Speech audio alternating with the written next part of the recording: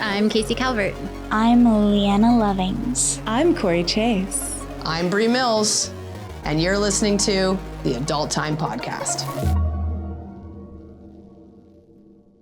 What do you think are some of the biggest myths about female sexuality?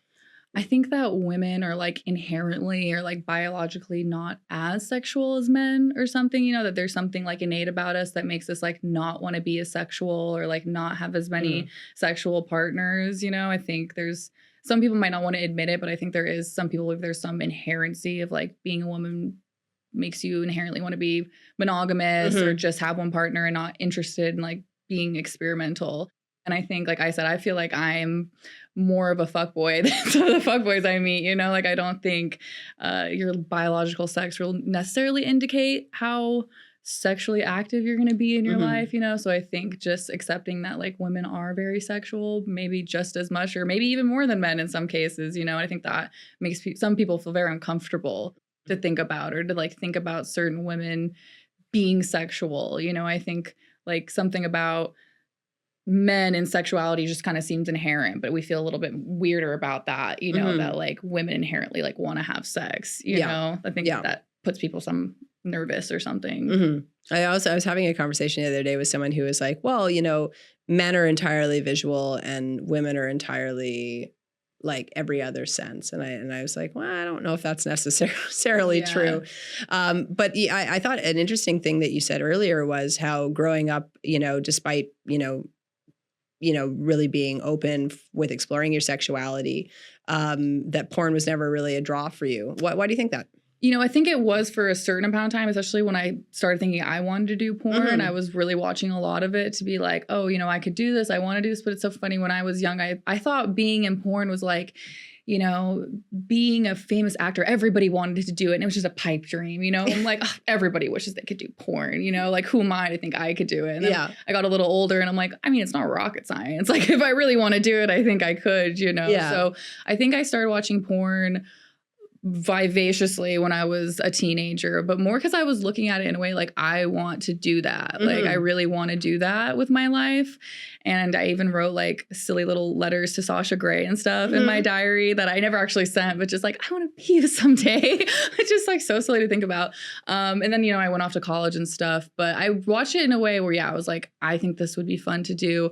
But when I am masturbating, I hardly ever, especially nowadays, there was probably a period of time when I was younger when I watched porn to masturbate, but now it's like all imagination all the time. And I think that's healthy. I think it's healthy to have a little bit of a mix and not totally rely on it. Like, it's still fun to look at visually, especially if maybe there's like a specific fantasy that I'm wondering how it would play out.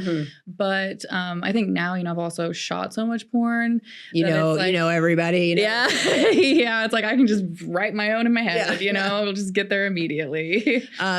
What were some of the content that you watched when you were thinking about getting in? I mean, you mentioned Sasha Grey, but I'd be curious, like, what was the tipping point for you where you watched that and you're like, I could do it? Was there a genre or a particular like brand or anything? I mean, I got really into like the Tumblr era of porn where it was mostly just kind of like photos and GIFs and like little teases and stuff. And I mean, I think I wanted to do it, but I didn't really believe I could do it until a little bit later, and then I like went to college and like got a real job and kind of like did the things you're supposed to do, which I'm glad I did instead of going directly from, being young to doing porn. I'm glad I kind of like went to college and tried it out to know I didn't like it, so I can be like, I tried it and it wasn't for me. But yeah, I think the moment where I really realized I could do it was after I even started like, because I started selling my panties online for extra money, which turned into photos and videos and kind of snowballed. And it was still at that time just like, oh, just for extra money. But then when people were actually like paying me for like pictures of me and stuff, I was like, oh, maybe I could actually do this. Like, I've been thinking it was this, unreachable pipe dream for so long, which now is so silly to think about, that I thought like, oh, I can't do that, and I've been doing it for like over 4 years. So it's just funny to like put myself back in that mindset. But yeah, I think it was after I actually started like dabbling in sex work that I was like, oh wait, I can do this. And like pretty well, So you have to tell us, how did you get into used panty sales as like your entry into sex work? I think it was like a joke. Like someone else had mentioned it. Like I saw something on Reddit that like someone sells their dirty panties. Like I remember it was just a funny anecdote that someone else had told me about like, oh, did you know like some people sell their dirty panties on the internet for extra money? Isn't that so weird and gross or something like that? And I went, is that a thing? And like Googled it and it sure shit was a thing. So there was like some website I won't mention here because it kind of sucked that specifically was for that. You could like anonymously sell panties. So I dabbled and it was fun. And it was like at the time, a lot of money to me, you know, selling my panties for like $50 a pop was like, whoa, you know, it's pretty good. So it definitely started there. And then, you know, guys would want photos with the pictures and videos. Then they start sending you photos of them with the material. Yeah.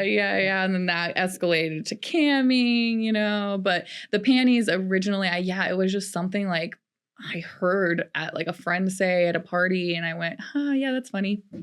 You know, and like looked it up and saw how easy it was. And so I think that's how I kind of stumbled into some sex work, is like I wanted to do it, but I was just like, oh no, like, you know, how do people even do it? And then I just tried it and I'm like, oh, it's really not that hard. You know, like then you start investing in vacuum sealers and all that. But I will say at the end of the day, I think also Kira said that like any form of sex work, it's the best job in the world for some people and the worst job for everyone else. And I think I was born for porn. So I think for me, it was easy. You know, I never felt this like, I don't know, this innate like, I was doing something morally wrong. Like I wanted to do it for a long time. And I just told myself like, no, you know, I should go to college and stuff.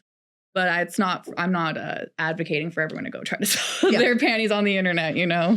This would have been maybe like 2001. But one of my first forays into sex work in university was selling well-worn socks, which I ended up building a little network of mostly like, you know, my brother or like my girlfriend or like people to wear the socks to sell.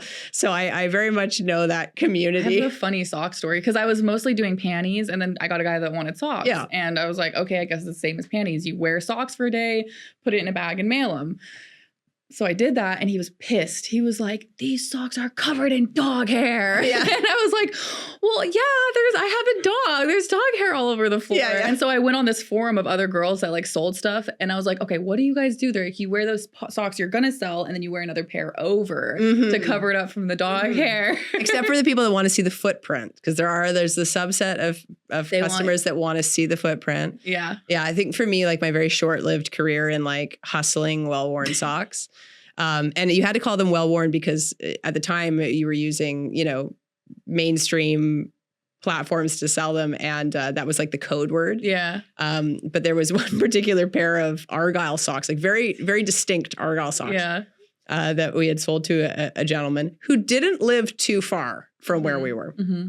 And he sent a photo of that very distinct Argyle sock wrapped around his face. And I downloaded that. It took like 5 minutes to download at the time. I downloaded that and I was like, nope, I'm done. Got too real. This is too much. There's people actually doing weird shit. Yeah. For me, what became real about it was when it went from just being like, oh, anonymous on the internet to like, oh my gosh, that man has my girlfriend's socks wrapped around his head and he's looking at us. Huffing these socks. He's huffing these socks. Yeah.